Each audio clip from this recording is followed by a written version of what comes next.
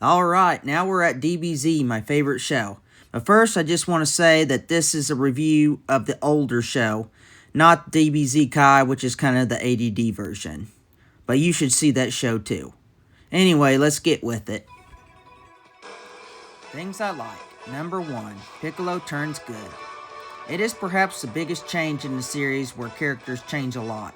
Piccolo goes from a true villain whose main purpose in life is to kill Goku, avenge his father, and achieve his father's work by plunging the world into darkness. He then achieves his goal but isn't as happy about it as he thought he'd be. Then he trains the man's son because he doesn't want the Saiyans to conquer the Earth, because he wants it for himself. But by the end of the saga, he not only doesn't want to kill Goku anymore, but he even sacrifices his own life to save his own nemesis' son, who he fell in love with, in a non-creepy way, of course. His heart has changed because of the love of a child, and he instead becomes one of the show's great heroes. All this happens in one saga, and it's the most incredible transformation of a character in the entire show, and frankly, it's beautiful and heartwarming as well.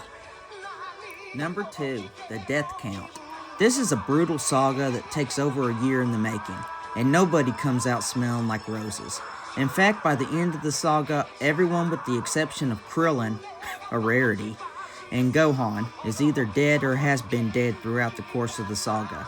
And Goku is for all intents and purposes dead himself at the end of it. Number 3, Goku's origins. It was always obvious that Goku was not like other boys, even without the tail. But Goku's true origin story is a welcomed addition to the mythology of the show, and causes some great new plot points. Number 4, great intro. How about this? The show is based around Goku, who's obviously the main character, but Goku sacrifices his life in order to take out his own brother, who has come to destroy his beloved Earth, and Goku dies at the end. Wait a second, that wasn't at the end, that was at the beginning, within the first 7 or so episodes of the show, and we're just getting started, and would get much better from here. This show means business. Number 5, the Kaioken and the Spirit Bomb. My favorite techniques in the entire show is the Kaioken and the Spirit Bomb, both of which Goku learns and uses to great effect in this saga. Number 6, everyone is relevant, sort of. The show is pretty much the Saiyans with Piccolo show, and later even Piccolo becomes nearly obsolete. Most of the heroes are essentially useless, but for one saga, this one, Tien, Krillin, Yamcha, and even Chaozu seem like they're not just there to cheerlead, but to actually help out, and it's nice to see, though it doesn't last very long. And finally, Yajirobe makes a contribution. My homeboy Yajirobe proves himself more valuable than most of the Z fighters, by cutting off Vegeta's tail and taking away a significant portion of his power. This after a long period of just cowering in the background. Then out of nowhere he strikes perfectly and with pinpoint precision. It is a fantastic attack, and they would have never defeated Vegeta without it. And he would have easily killed everyone had he not done it. It's his last real contribution to the franchise, other than handing out senzu beans, which is very important by the way. But he deserves more credit for this heroic move. Okay, stay tuned after a brief commercial to see the things about the Sayain Saga that I don't like. Okay, here's the thing. Do you like horror movies, cute dog videos, music including rock, rap, and classical, baseball, Star Wars, or DBZ? Well, come here to the Hillbilly Review channel, the only place you can find all that crap under one channel. Like and subscribe, I'm not too proud to beg. And if you only like one of those topics, go to one of my detailed playlists to find the topic you want. Let's get with it. Things I don't like. Boring filler episodes.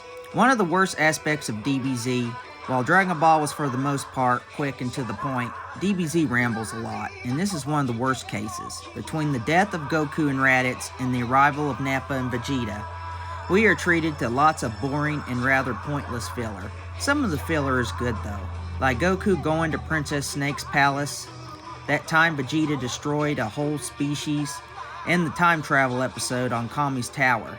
But do we really need episodes where Gohan makes a friend out of a smart aleck robot who ends up dying in the end for no particular reason? I don't think so. Number 2. Goku makes Krillin let Vegeta go. Krillin has a chance to kill a basically helpless Vegeta with Yajirobe's sword, but Goku tells him to let him go. It turns out to be the best move, as they would have never survived the Namek arc without Vegeta's help. But by that point, Vegeta has never shown any signs of goodness. In fact, he killed his own guy, who he had known his whole life, because he lost to Goku. And Goku thinks he'll have a change of heart. Of course he eventually does, but it's a long and painful process. And Vegeta was much more evil than Piccolo ever was, and it was a lot riskier to let him go. And finally, Vegeta's anticlimactic defeat.